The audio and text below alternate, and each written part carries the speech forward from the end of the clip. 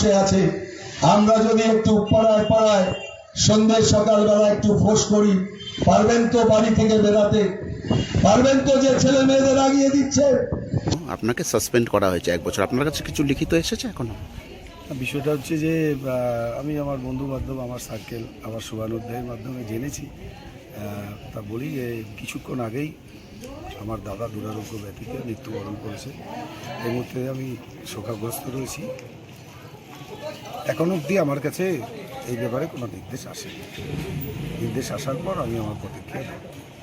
নানা কথা সব সময় সব দলের মধ্যে থাকে, কিন্তু এটা ছোটোবেলা থেকে তো বড় হয়েছি অশোকনগর কল্যাণগড়ে, এত মানুষের সাথে মিশে বড় হয়েছি। অনেক বিরোধী মতের রাজনীতির লোক, তাদেরও সাথেও মিশেছি, তারা ভালোবেসেছে, অনেক সময় ঝগড়া হয়েছে।